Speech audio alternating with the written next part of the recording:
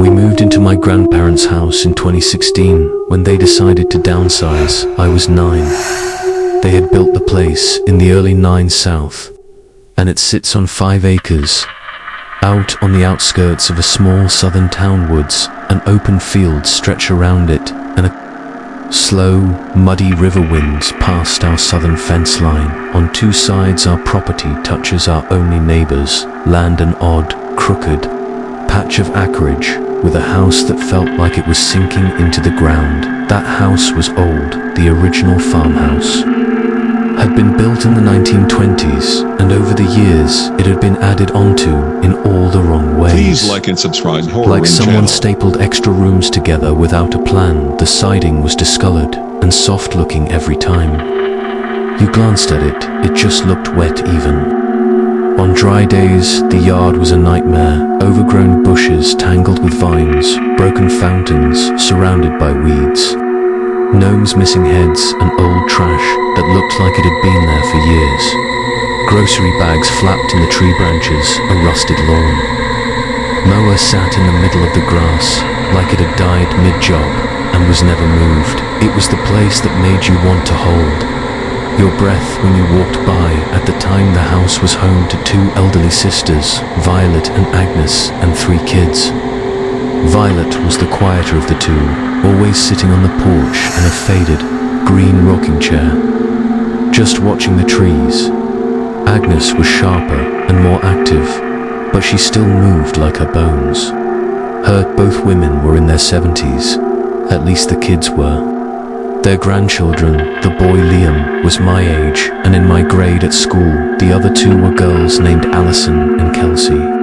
They were the same age as my younger sister. Liam was weird. I didn't like him and I didn't want to hang out with him, but we were in the same class, so we got lumped together a lot.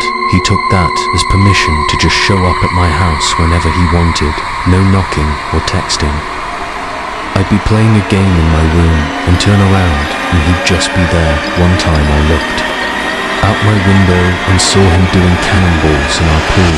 Another time he walked straight into the kitchen, opened our fridge and started eating a slice of leftover pizza with his hands like it was no big deal when we hung out. He wasn't fun, he was obsessed with anime, like really obsessed, but I didn't watch any, so I had no idea what he was talking about. He'd say weird lines in Japanese and get mad when I didn't laugh.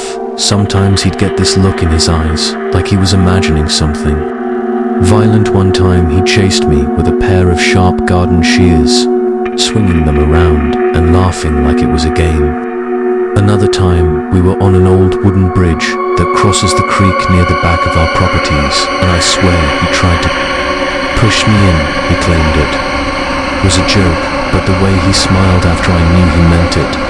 The twins were different, quiet and almost invisible.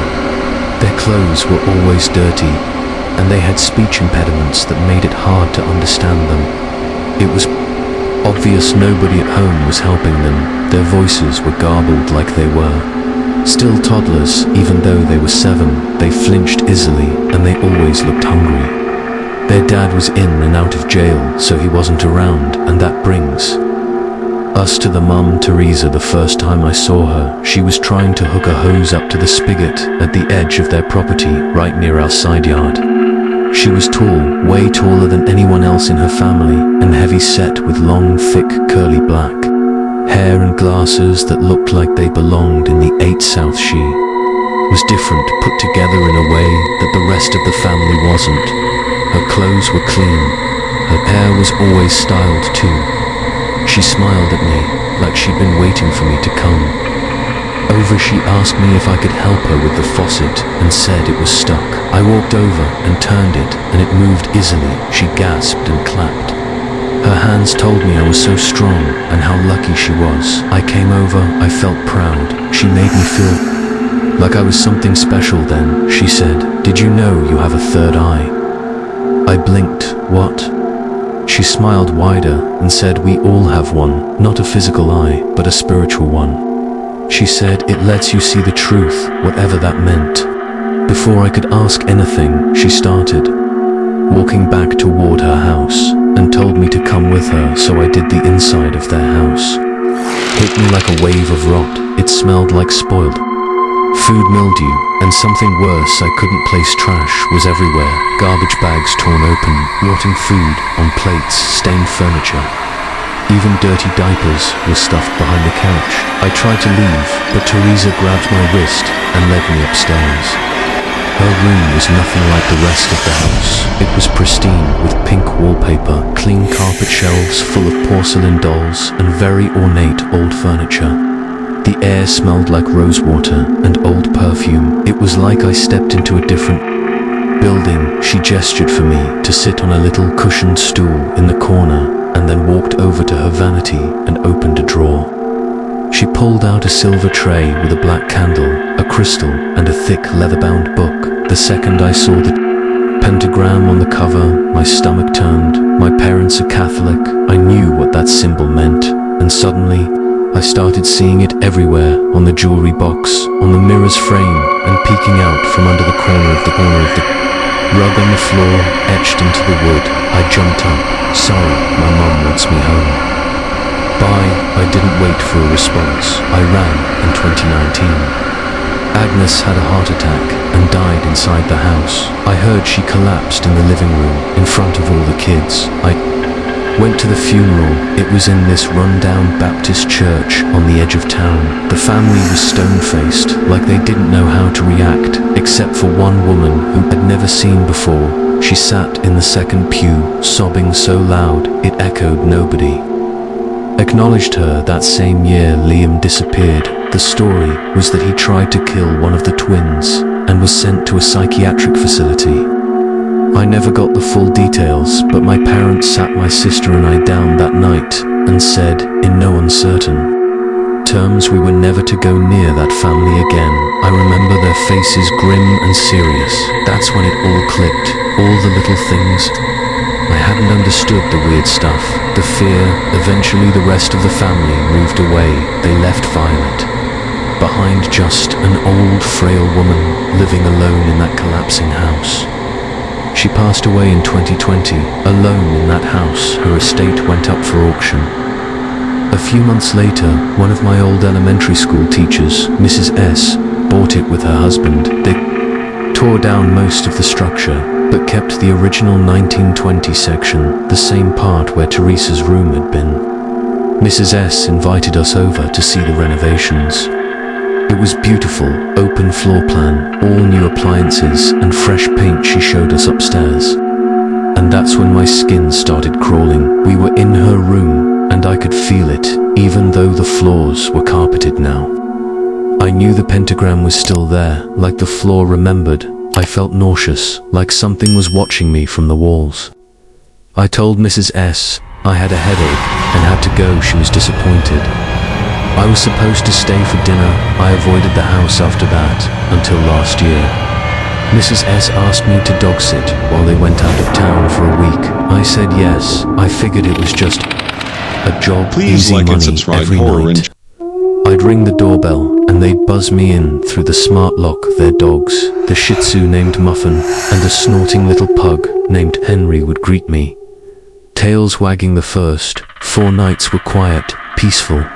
Even I'd feed the dogs, play with them a bit, turn on the porch light and lock up. But on the last night, I was about to leave when Henry started barking at the staircase. He planted his little legs and just barked over and over. Muffin backed away, whimpering. There was nothing there, and then thump it came from upstairs, another thump, louder this time. I didn't stay to investigate. I ran to the front door, slammed it behind me and locked it. The whole walk home, I couldn't shake the feeling something had followed me. Now it's 2025. We hadn't heard a word about the family in over 4 years. That is, until recently, a girl from school told me she saw Teresa at a farmer's market in a nearby town. Apparently, she started some kind of religious group. Calls herself a truth seer. They live in a mobile home community far out in the woods. Flyers have started popping up on bulletin boards and telephone poles. I don't trust it. I don't trust her, I think. Teresa is truly evil. I mean, she neglected her kids. She left her mother in that house to rot, and I think she brought something into it, something dark, something that stayed behind. I still have nightmares of her. And Liam, they stand at the foot of my bed, staring at me, not speaking at all, and every time I pass by that house, even now, I get chills. The good parts, such as the paint, the furniture, it's all surface level.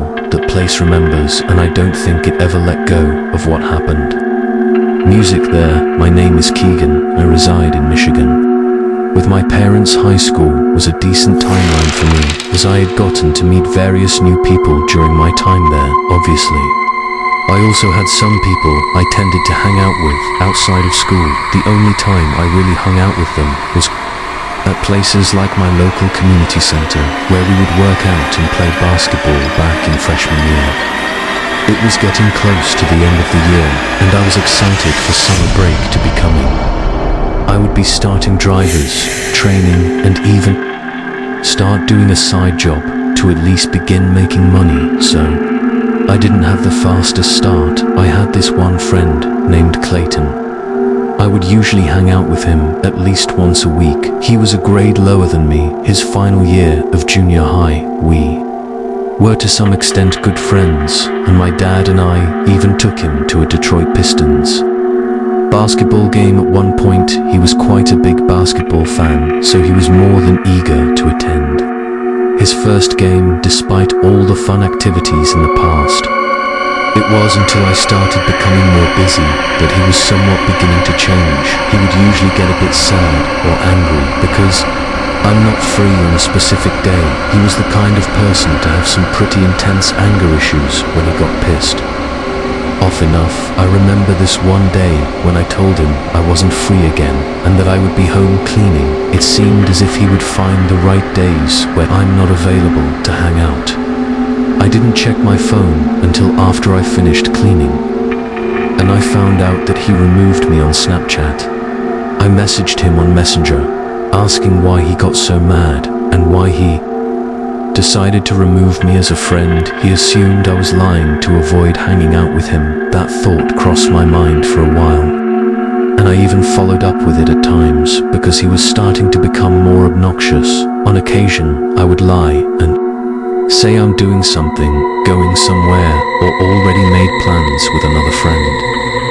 He felt so left out that one day when the sun had set, he showed up to my apartment. I was living in, at the time, unannounced. I asked him why he didn't text me ahead of time. Nothing. He just stared at me for a few seconds before walking away slowly. Why was he here at this hour? Why didn't he say anything? Why did he just give me this 1000 why? Stare, as if I did something to offend him. I hadn't spoken to him. The next day, that's also when I turned off my Snap Map on Snapchat to hide my location from him after he apparently added me back. Some time had gone by, about a month, and he's still the same person, angry or sad when I can't pay him a visit. That's when I got a text from my friend Nick, who I barely saw in person. He knows Clayton and his ex-girlfriend Nick had told me some gruesome things about him and what he's done, but my heart dropped as I heard from him and Clayton's ex that he held a knife at his ex-girlfriend's throat and sexually assaulted her. I knew that he was a psycho right then and there.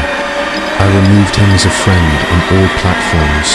Without any hesitation, he texted me on Instagram before I removed him on there to he blew up my phone with messages asking why I'm removing him. I just told him I needed some time to myself and I would add him back when I'm better, but I used that as an excuse to get away from him that night while I was home alone since my parents went to the next town over for dinner with some old friends of theirs.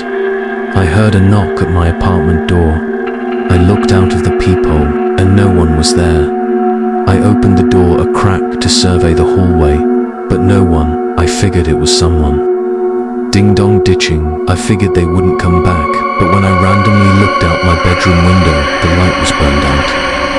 By the sidewalk, I noticed a small flash in the corner of my eye, and I thought it was from inside someone's car, but I felt my stomach drop when I saw a tall figure standing in front of my window. It was him. I opened my window and told him to go away, and that I don't want him here. He told me to let him in so he could tell me something. I firmly said no and told him I want him gone, but when he began to move around a bit, I noticed something was in his hand. I couldn't exactly make out what he was holding until he held it up, and when I tell you I was frightened, I felt as if I was going to pass out because Clayton was holding a knife in his hand. I told him I was calling the police, but he had already taken off by the time the police had gotten there. I gave the best description of him that I could describe to the cops. I haven't heard a word about or from him since that horrific night. I honestly wouldn't be so surprised if he were trying to kill me while I was home alone. I believe he had murderous intentions. I assumed he probably ended up in juvie after what happened. Not only was I horrified from that experience, but it may have been one of the most traumatic moments of my life. Having your parents gone along with it makes it feel undeniably more unsettling. I'm glad I disconnected all contact from him when I did, because I think if I continued to remain friends with him, I probably could have ended up as one of his endless punching bags, or even worse.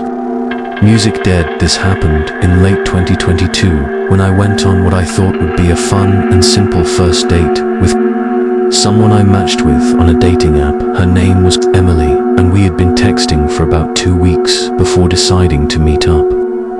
We both shared a love for horror movies, and when Smile came out, we agreed that seeing it together would be the perfect first date. We picked a weekday night. Thursday, it was a late showing, 10:15 p.m. and at a small, older theater just outside of town. I offered to drive and picked her up. Around 9:30, she seemed normal, friendly, maybe a little shy. She was quiet for most of the drive, but opened up once we started talking about horror movies we liked growing up. When we got there, the parking lot was almost empty. I joked about how this theater looked like something out of a horror movie itself. Dim lights, flickering neon, and not a single person in the lobby. When we walked in, there was only one guy working at the concession counter, and when I asked if it was going to be a full theater, he laughed and said we were the only ones who had bought tickets for that showing. At first I thought that was great. No crowds, just me, her, and the movie. We went into Theater 6 and chose seats right in the center, about 4 rows from the back. It was freezing in there, which Emily pointed out right away. I offered her my hoodie, and we laughed about how creepy it felt being the only ones in the entire room. We sat back and talked while waiting for the previews to start. I was starting to feel a little chemistry between us, and I figured this would be one of those dates where you actually end up seeing the person again. Then right before the movie started, like right after the last trailer, and just as the lights dimmed lower, I noticed a moment from the corner of my eye. Someone walked into the theater. They didn't say anything or stop to look around or check their phone for seat numbers like most people do. They walked in slow, straight up the steps, and sat directly behind us. I mean directly. There were maybe 100 open seats, but he chose the one right behind me. Emily turned to look at him too, and she gave me a weird glance, like really. I kind of chuckled and sat under my breath. Figures, but right away something felt off. You know that feeling when someone's eyes are burning into the back of your head? That's what it felt like. I glanced back after a minute or two. He wasn't watching the screen, he was staring at us. I only saw him for a split second, but he didn't flinch or look away. He didn't even pretend to be interested in the movie. He was just sitting forward, a bit like someone might do if they were really into a scene, but his face wasn't even turned toward the screen. It was angled right at us, at me. I whispered to Emily, he's just staring.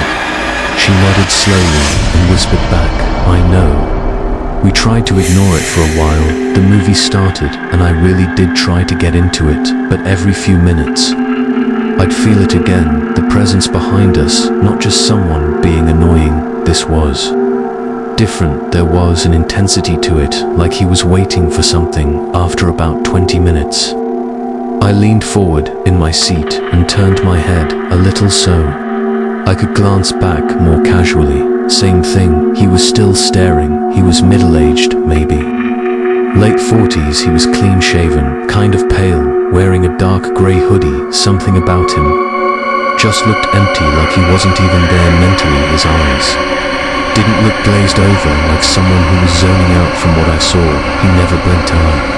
Turned back around and whispered to Emily, "This guy is really creeping me out." She looked genuinely scared. "Now do you want to move?" We considered it, but where would we go? It would still be in the same room, and we were already in the best seats. Moving might make it awkward, or even provoke him. A few minutes later, I felt something. The guy breathed on me, not loud or exaggerated. It was soft but unmistakable, a deep, slow exhale right behind my seat. I spun around, and he was leaning forward over the back of my seat, his face closer than it should have been. I stared at him and said, "Dude, can you not?" He didn't respond. He just slowly leaned back in his seat. That was it. I told Emily, "Let's move." We got up and walked down to the front corner row. It sucked, and the angle was bad, but we needed distance. I could barely focus on the movie anymore, just kept glancing back every couple of minutes, and every time I looked back there, he was staring straight at us. He didn't budge. Around halfway through the movie, we heard footsteps. He was coming down the steps. Emily grabbed my arm, and we both held still. The footsteps stopped a few rows above us. We didn't turn around. I don't know how long he stood there. I didn't dare look. Then finally he walked back up to the top row. I whispered, "We need to leave." She nodded. We grabbed our stuff and slipped out quietly as we exited the theater and went down the hallway toward the lobby. I glanced back through the glass window in the theater door. He was standing in the aisle now. He wasn't watching the screen. He was just standing there, still staring at us. We went straight to the front and told the concession guy that someone was acting really weird in theater 6's smile faded instantly, and he said again, "What do you mean, again?" I said, and he hesitated, then said, "He's been coming in randomly for like a month. Always late shows and never buys anything. You guys aren't the first ones to complain about him." I responded, "Why hasn't anyone kicked him out?" He looked uncomfortable. He said, "He doesn't technically do anything illegal. Management says, unless he touches someone or breaks a rule, we can't really do much." Emily was almost in tears. She asked if someone could walk us to our car. He agreed, and one of the janitors walked us out. The guy didn't follow us that night, at least not that we saw, but the whole ride back, I couldn't shake this fear that he might have written down my license plate, that he might have followed us at a distance, watched us leave, and found out where Emily lived when I dropped her off for weeks afterward.